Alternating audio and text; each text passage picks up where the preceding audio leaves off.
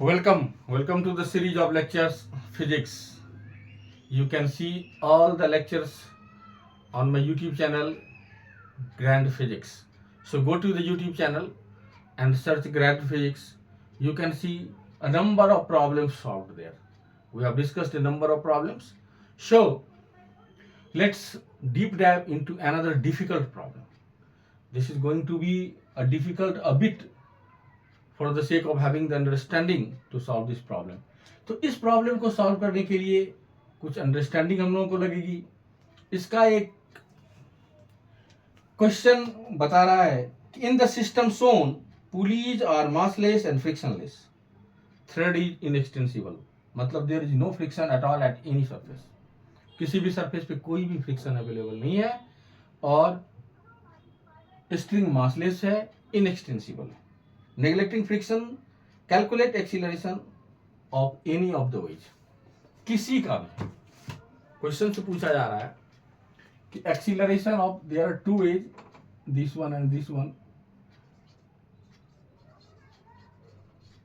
Acceleration of any ways equals to what. ये पूछा जा रहा है आपसे कि एक्सीलरेशन क्या होगा. तो सबसे पहले तो इसकी मोशन को समझना पड़ेगा कि मोशन किस तरीके से होगा. क्योंकि कहीं भी फ्रिक्शन नहीं है, किसी भी सरफेस पे फ्रिक्शन नहीं है, तो ऑब्वियसली इस सरफेस पे या इस डायरेक्शन में आएगा और इस सरफेस पे यह ब्लॉक इस डायरेक्शन में आएगा. करेक्ट. नाउ जैसे ही यह m नीचे की तरफ आएगा इंक्लाइन प्लेन पे और यह स्मॉल m नीचे की तरफ आएगा इंक्लाइन प्लेन पे, तो इस सरफेस पे भी कहीं कोई फ्रिक्शन नहीं है. तो यह दोनों ब्लॉक जैसे आएगा इसको यह लेंथ जो है, यह लेंथ क्या होगा, कम होते जाएगा. यह लेंथ इंक्रीज करेगा यहां से, जैसे ब्लॉक नीचे की तरफ आएगा यह लेंथ इंक्रीज करते चला जाएगा और इस तरह भी लेंथ इंक्रीज करते हुए चला जाएगा. तो यह लेंथ क्या होगा, कम होते जाएगा. कम होने का मतलब क्या है, यह इस तरीके से जो बिगर ब्लॉक है इस तरीके से वह एक दूसरे के नजदीक आने का कोशिश करेगा. और कब तक आएगा, जब तक कि यह दोनों एक दूसरे से टकरा नहीं. उसके बाद तब तक यह नीचे आते रहेगा और आपको एक्सीलरेशन निकालना है कि किस एक्सीलरेशन से यह ब्लॉक. ऑब्वियसली अगर इस ब्लॉक की बात करूं तो यह राइटवर्ड डायरेक्शन में जाएगा और इस ब्लॉक की बात करूं तो यह निगेटिव एक्सिस की तरफ जाएगा. यह पॉजिटिव एक्सिस की तरफ राइटवर्ड डायरेक्शन में या लेफ्टवर्ड डायरेक्शन में मूव करेगा और यह ब्लॉक इंक्लाइंड प्लेन पे नीचे आएगा. अब क्या है, क्योंकि इसका भी मास सेम है, इस पे जो मास रखा हुआ वह smaller m same, this m. तो यह ब्लॉक और यह ब्लॉक आइडेंटिकल है, एंगल भी थीटा है दोनों का, और इस पे जो मास रखे हुए हैं वह भी आइडेंटिकल है.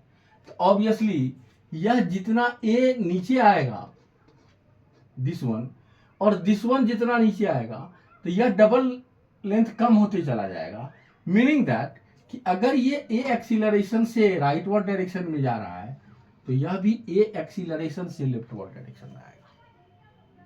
और ऑब्वियसली यह a एक्सीलरेशन से इस इंक्लाइंड प्लेन पे इस ब्लॉक के रेस्पेक्ट में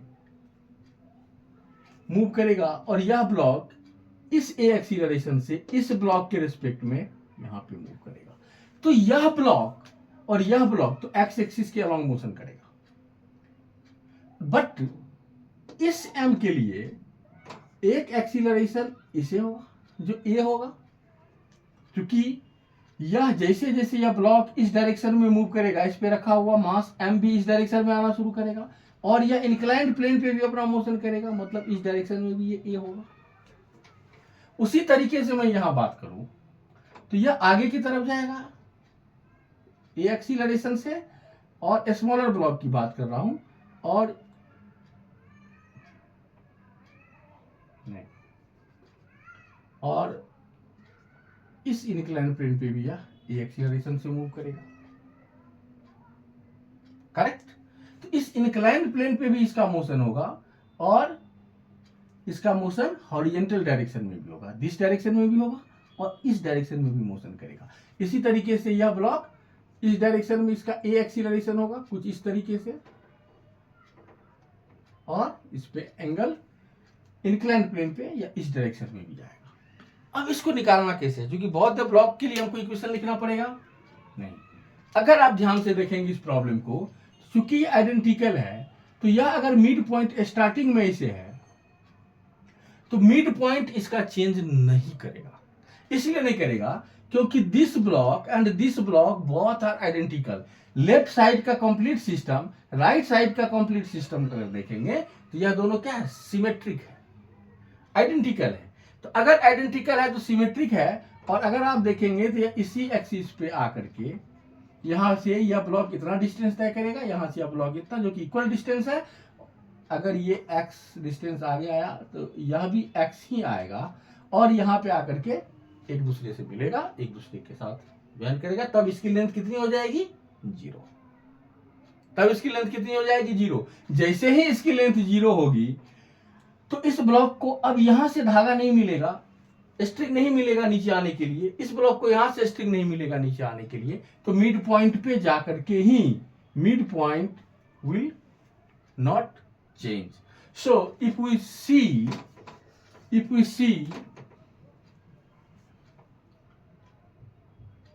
two sides are symmetric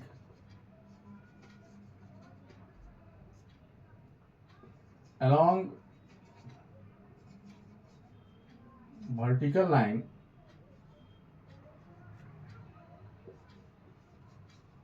passing through midpoint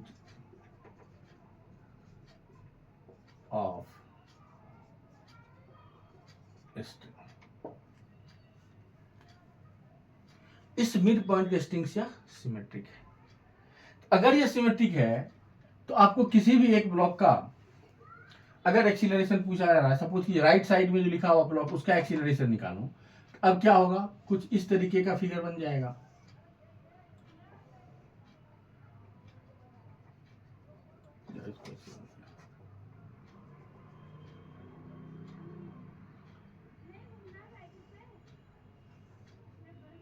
This is theta,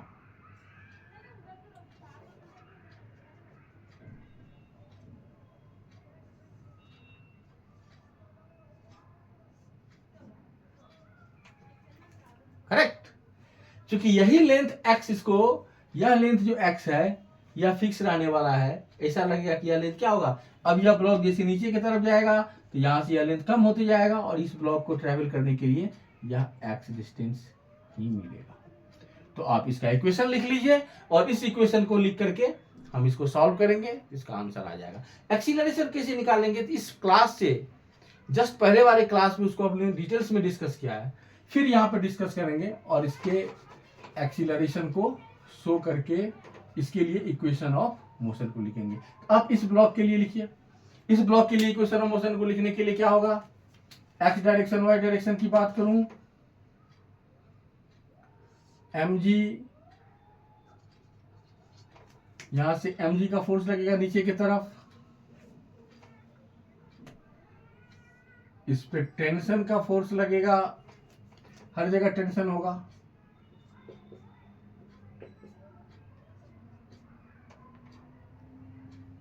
block के लिए लिखे थे सेम टेंशन का फोर्स इधर होगा, और चूंकि यह इस सरफेस पे रखा हुआ है तो यह m इस बिगर ब्लॉक m के लिए एक नॉर्मल रिएक्शन का फोर्स लगाएगा।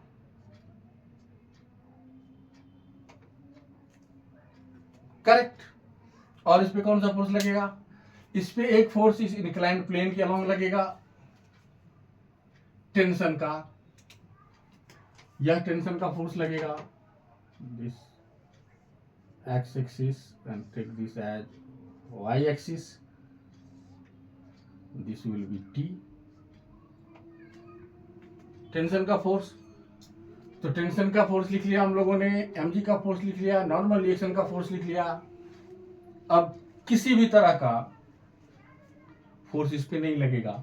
तो दिया हुआ है यह एंगल थीटा, यह एंगल थीटा है, this angle will also be theta.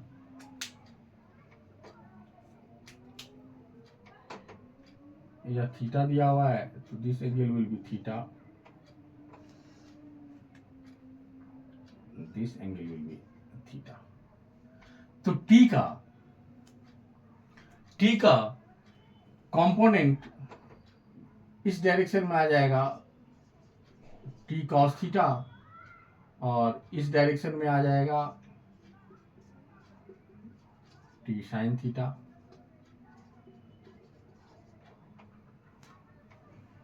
Normal reaction का कंपोनेंट इस डायरेक्शन में आएगा एन कॉस थीटा, और इस डायरेक्शन में आएगा एन साइन थीटा। तो टेंशन और नॉर्मल रिएक्शन जो कि एक्स और वाई एक्सिस के अलोंग नहीं लाई कर रहा था, उसके लिए हम लोगों ने कंपोनेंट डिस्ट्रीब्यूशन कर दिया। अब इसके लिए इक्वेशन ऑफ मोशन लिखिए और उसको सॉल्व कीजिए। इक्वेशन ऑफ मोशन क्या हो जाएगा इसके लिए, लिखे तो यह ब्लॉक इस डायरेक्शन में मूव करेगा, इस डायरेक्शन में एक्सीलरेशन होगा बिगर ब्लॉक का। तो what will be N sine theta minus T cos theta equals to M into A. और इस डायरेक्शन में कोई भी मोशन नहीं है,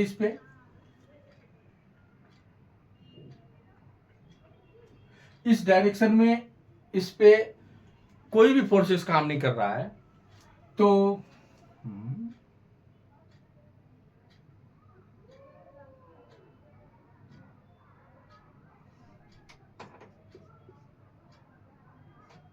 दिस N1 विल वर्क, क्योंकि इस सरफेस पे रखा हुआ है तो N1 इस पे ऊपर की तरफ लगेगा इस सरफेस के चलते। इस सरफेस पे जब कोई दो सरफेस होगा इस पे N1 ऊपर की तरफ काम करेगा। तो इस N1 को,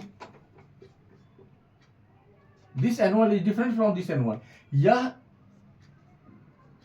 N लिया हम लोगों ने, और ऊपर की तरफ जो लग रहा है इस पे वह N1 लिया हम लोगों ने। N1 इक्वल्स टू क्या हो जाएगा वाई डायरेक्शन में, mg plus T sine theta plus N cos theta. 1 2 equation 1 2 हम लोगों ने लिख लिया। अब क्या करेंगे, अब स्मॉलर ब्लॉक के लिए फ्री बॉडी डायग्राम को ड्रॉ करेंगे। तो स्मॉलर ब्लॉक के लिए फ्री बॉडी डायग्राम क्या हो जाएगा,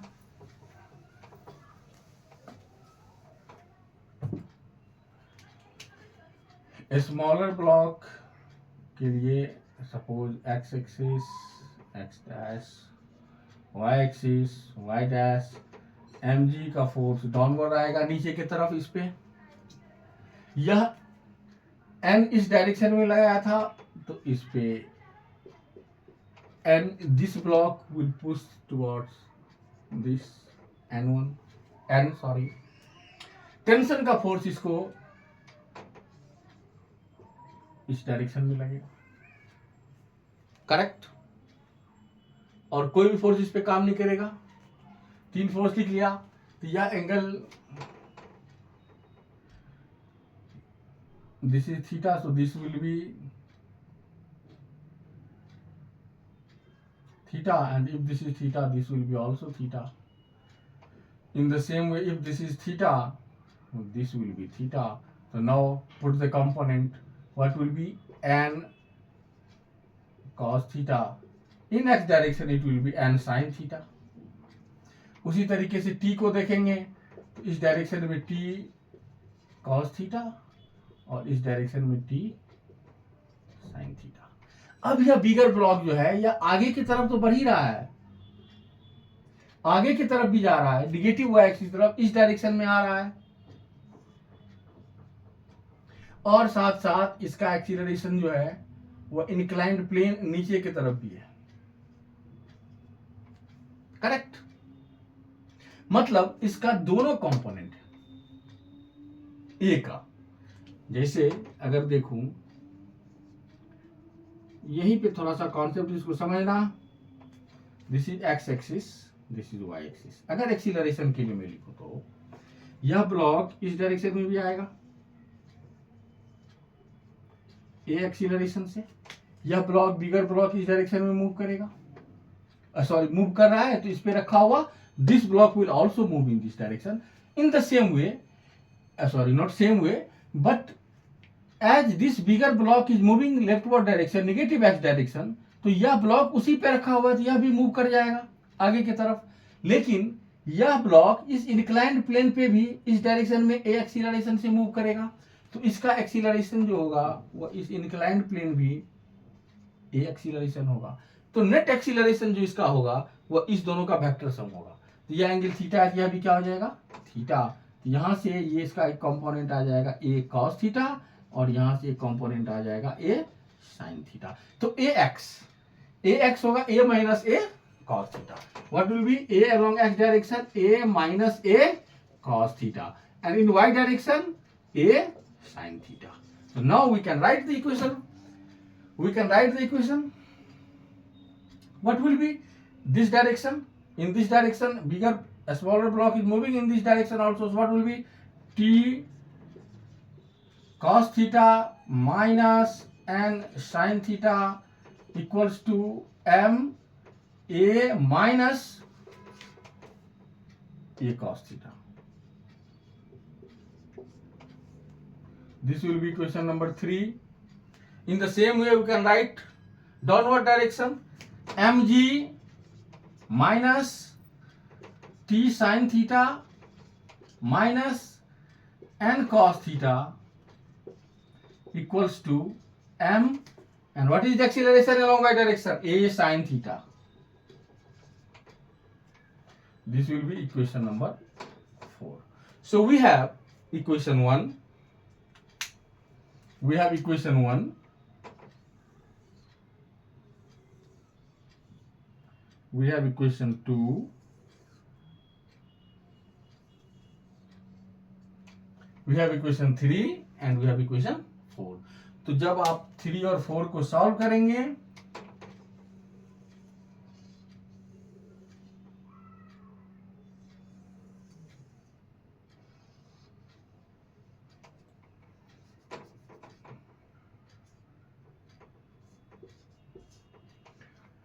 तो वी हैव 1 2 3 4। कहीं से आप t का वैल्यू या n का वैल्यू किसी भी इक्वेशन में पुट कर दीजिए, a के टर्म्स में इक्वेशन आ जाएगा और इस इक्वेशन को सॉल्व करके हम लोग a का वैल्यू निकाल सकते हैं।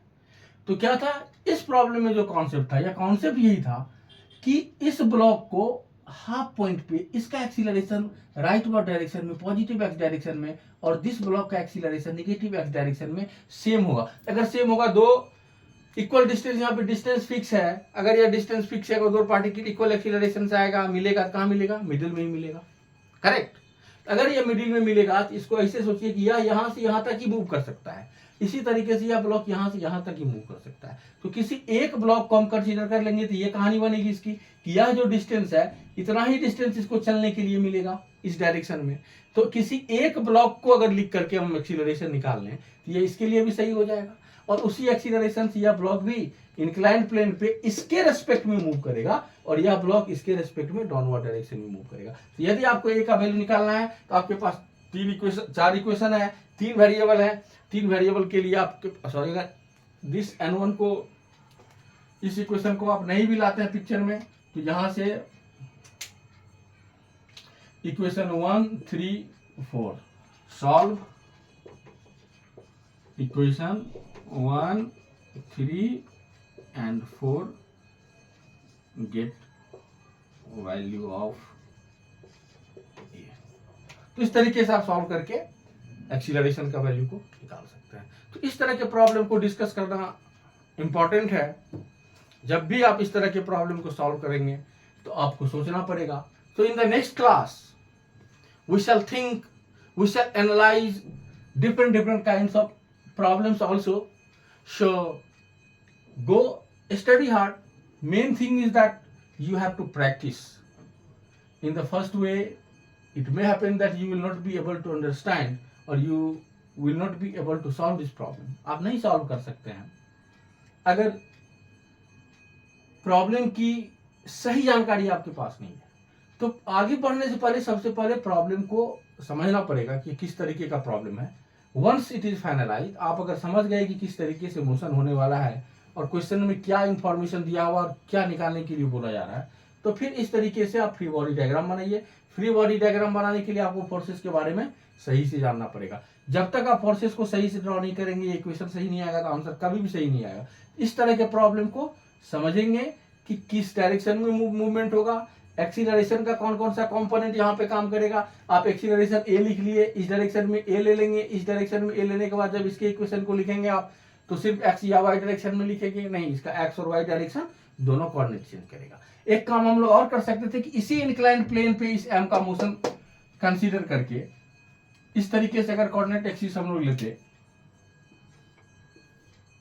या इंक्लाइंड प्लेन पे मूव कर रहा है ब्लॉक, एक एक्सिस इसको लेते, एक एक्सिस इसको लेते, फिर इस कोऑर्डिनेट को हम नहीं लिखते, सिर्फ एक डायरेक्शन में इसके मोशन को डिस्कस करते। तो इस तरीके से आप किसी भी डायरेक्शन में अपना कोऑर्डिनेट सिस्टम लेकर के, किसी भी डायरेक्शन में कोऑर्डिनेट सिस्टम लेकर के इक्वेशन ऑफ मोशन को लिख सकते हैं। जब इक्वेशन ऑफ मोशन आपका सही आएगा, you will be able to find out the correct value of acceleration और whatever it is mentioned in question to find out. So thank you for attending this class. See you all in the next lecture. Thank you very much. Go and search Grand Physics in YouTube. Thank you.